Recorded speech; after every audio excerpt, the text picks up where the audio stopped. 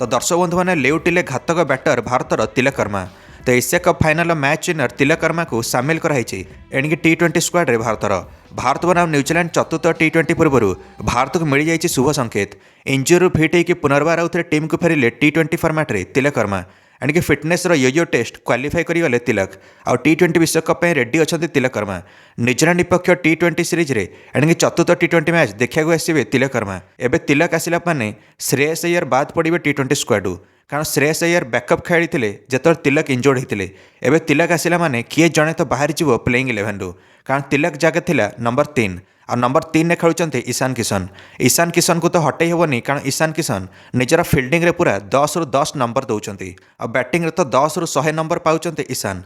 आ द्वितीय टी20 मैच रे 32 बॉल 76 करते आ तृतीय टी20 मैच रे एणिकी 13 बॉल धुआंधार 28 रन करते ईशान किशन। वर्तमान फॉर्म को देखिकी ईशान किशन को बाहर करहबनी।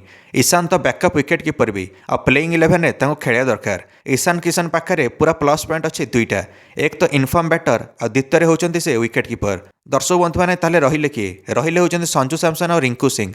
यांक भितर जड़े विदा हे और जगह तिलक आसवे। तो संजू सैमसन उपर बर्तमान खतरार घंटी कारण संजू को चतुर्थ टी20 मैच रे निजक सब्यस्त करने बड़ इनिंग्स खेलिया पड़ो। जदि एमती न हुए ताले संजू बाहरी पारती।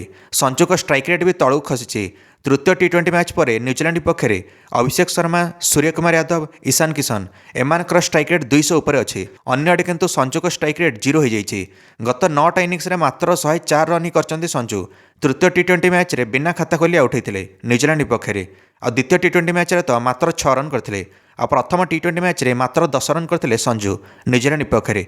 एणिकी संजू सैमसन जदि चतुर्थ टी20 मैच रे बड़ इनिंग्स न खेलिए सेमती संजू सैमसन जगह नहीं जाए तिलक वर्मा। आउ जदि बाइचान्स संजू को बैट्रु बड़ इनिंग्स आसी जाए सेमती रिंकू सिंह जगह नहीं जाए तिलक, सेमती रिंकू सिंह जगह कटिज जहाँ भारत को भारी पड़ पारे पर विश्वकप जाकि कारण रिंकू सिंह जबरदस्त फर्म अच्छा आ निजक फिनिशर रूप से सब्यस्त कर रिंकू।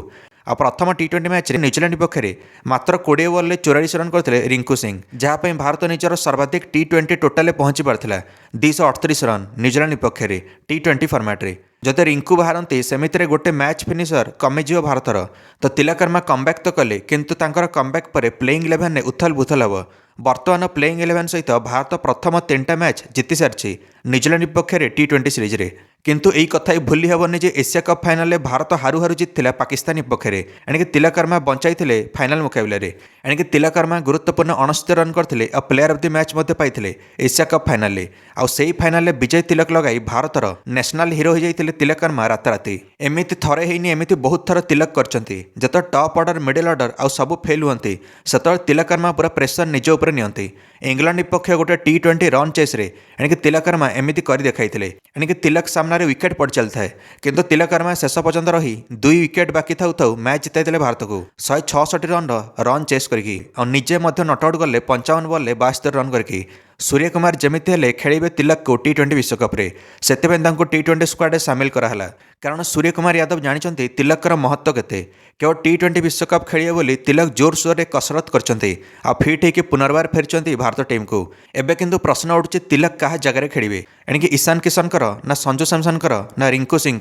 निश्चय मंतव्य कमेंट दे वीडियो को लाइक और चैनल को सब्सक्राइब करदे समस्त क्रिकेट अपडेट्स। धन्यवाद।